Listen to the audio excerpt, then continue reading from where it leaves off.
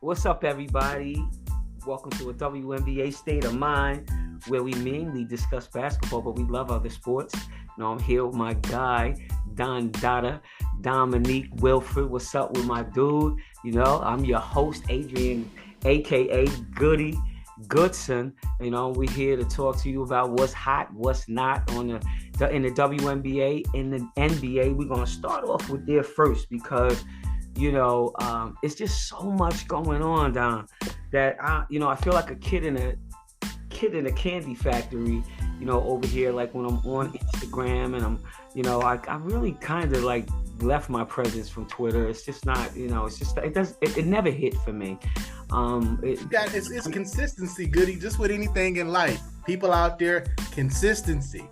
Yeah. Posting every day.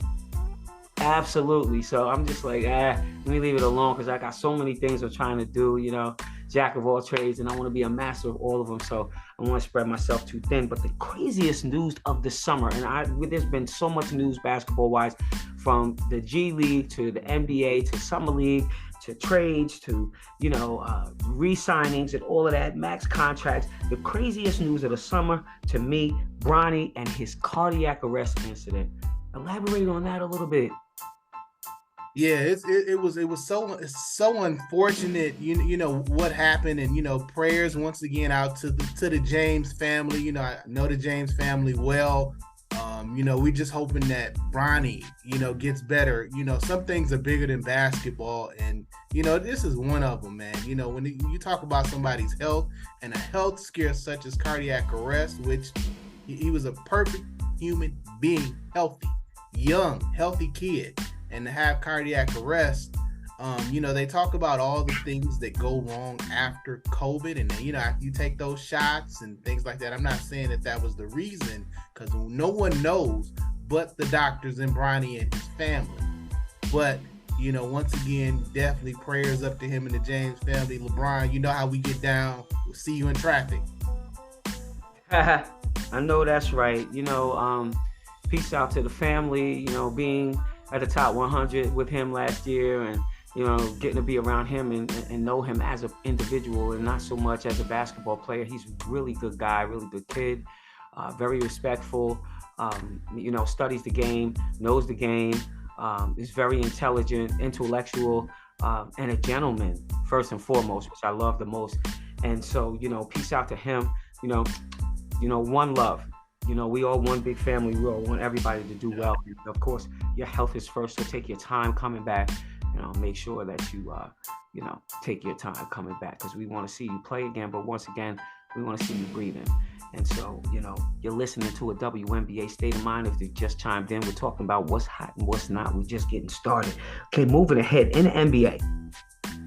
All right. Are we the best team in FIBA? Can we beat France and the boys, or can Luka and Serbia, can we win? I'm concerned about the maturity level and the experience first and foremost. Our guys are good, they're the best in the world, but those teams have played together for years and years and years. They've gelled, and like I said, we just don't have the experience on the front line this year. So if we win, kudos to us, but it's going to be really, really hard. Goody, you are 100% right. I think everyone in the basketball community echoes those same sentiments when it comes to USA basketball, and we know we got to give Grant Hill, shout out to my guy Grant and crew, time to get this thing right and gel this thing, because there's been a lot of mishaps over the years up top, and they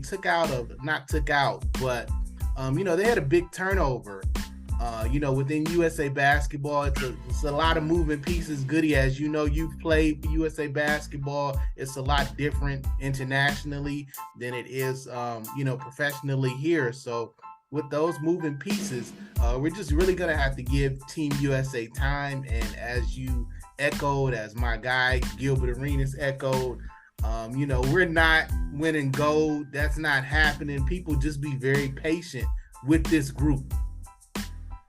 Yeah, they'll be good, but just not now. They're young. Yeah, absolutely. like I said, if they win, kudos to them. They're gonna really have to come together. They're really gonna have to gel quickly, because these guys that from these other teams, and I mean, pick a country. They've been playing together for a long time.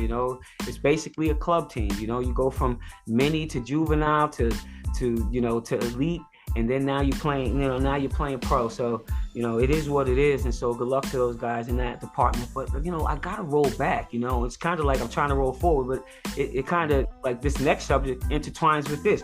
Why does Trae,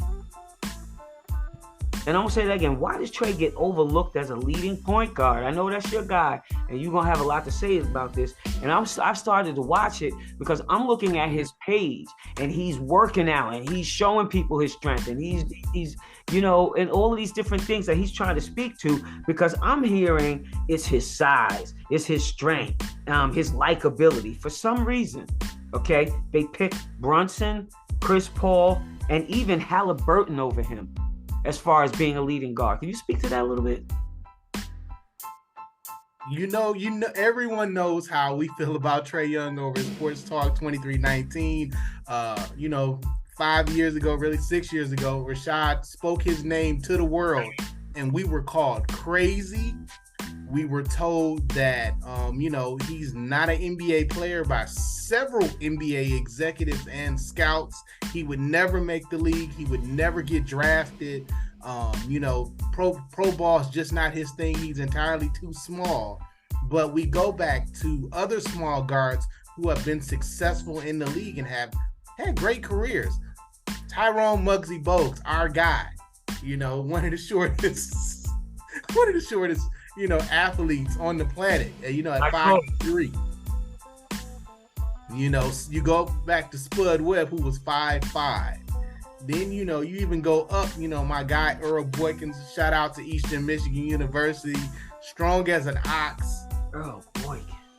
But, it is the thing with basketball, this stigma that we can't get over of small guards just don't belong in the league. But there have been tons of small guards that consistently outplay their bigger counterparts. Trae Young was given that opportunity, and he ran with it. Completely ran with it. He is now one of the stars of the league. When LeBron retires, the league is going to rely on his skill set to sell what this league is. He's that great. He's global. Yeah, I mean, and shout out to my coach, Muggsy Bogues.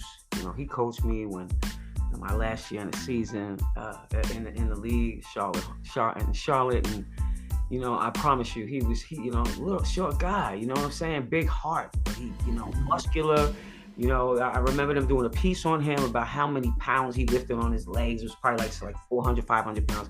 This guy was absolutely incredible. And so, I see Trae. He's not going to turn into a Muggsy Bogues, but, you mentioned Earl Boykins, like just a fantastic guard, like almost virtually unstoppable, back in the day. And, I just, I hope they get over that stigma, and it's probably something, if it's something that started at the top, it's going to take a long time, not so much a long time, but, it takes time for it to kind of fizzle out. Because once it goes upstairs and, it's being talked about up there, then it's kind of, you got it in the top ear. So now everybody's looking at it, picking it apart and everything like that. Trae's a fantastic player. You can't penalize a guy for the, for his frame, but, he could take a hit just like AI did, and he probably going to reign supreme like AI, because his work ethic is as such. Steph Curry is working his behind off in the off season, but I'm watching Trae as well. And his workout is crazy too. He inspired me to like do beach workouts with kids.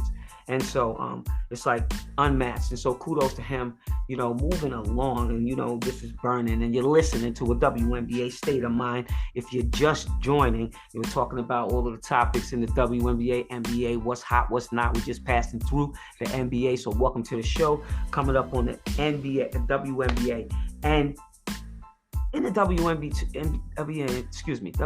2, lots and lots of topics. Okay, like the resurgence. And I told you, the resurgence of Minnesota You I knew did. they weren't going to stay. I knew they weren't going to stay down and out. We talked about the coaching staff that they have over there. Just an all-star coaching staff. They got a fantastic coach in Cheryl Reed. She's been coaching for a long time. Gonna have to put the GOAT cap on her in a minute as far as coaching is concerned. And you got Dallas making waves out west.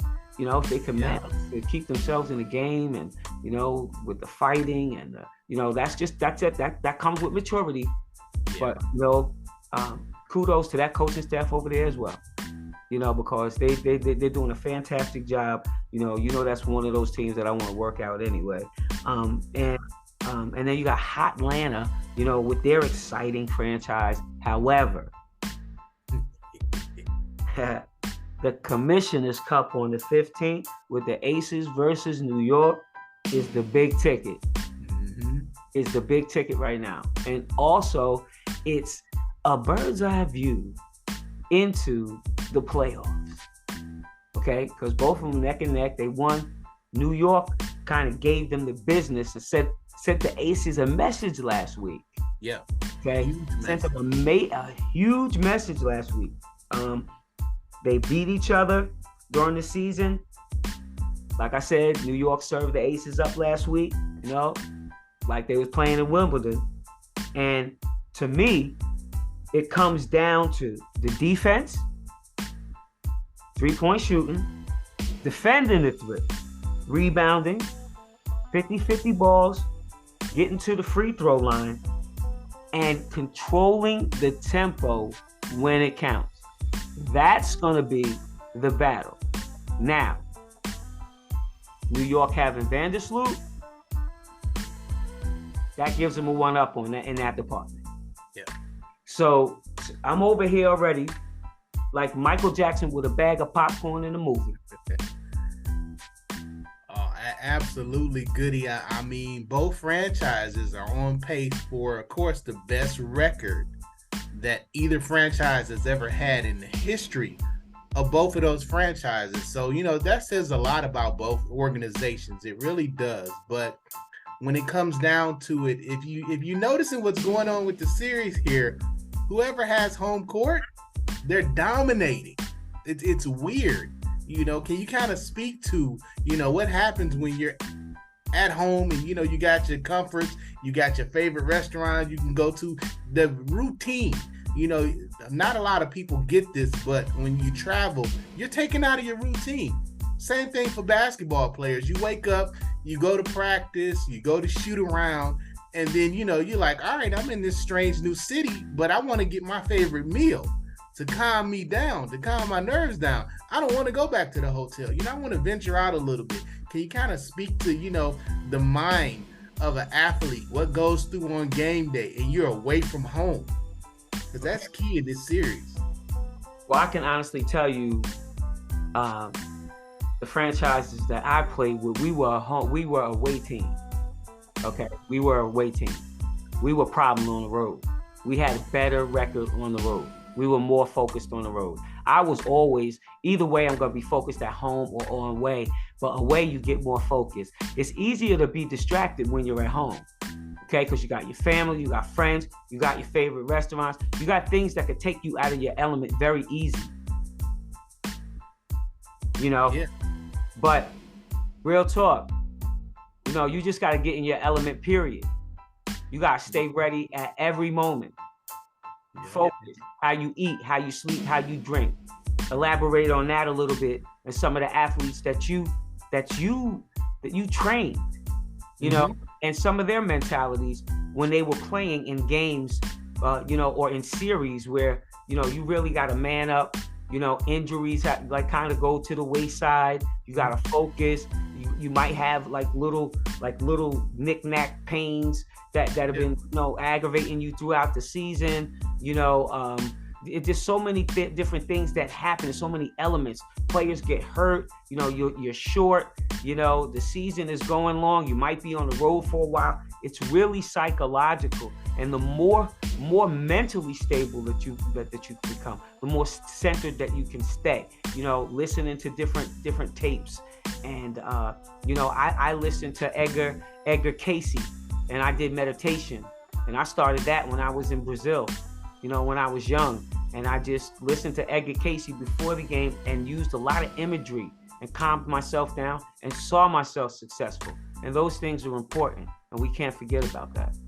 Oh yeah, absolutely. I say the sentiment all the time, and people look at me crazy when I say sports is 80% mental, 20% physical.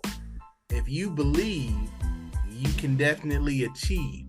And that believe part, there's so many steps that you have to go through in order to prepare yourself mentally. And that's something that has kind of been taken out of context in our game. And I say our game because the game is global on the men's and women's side of things.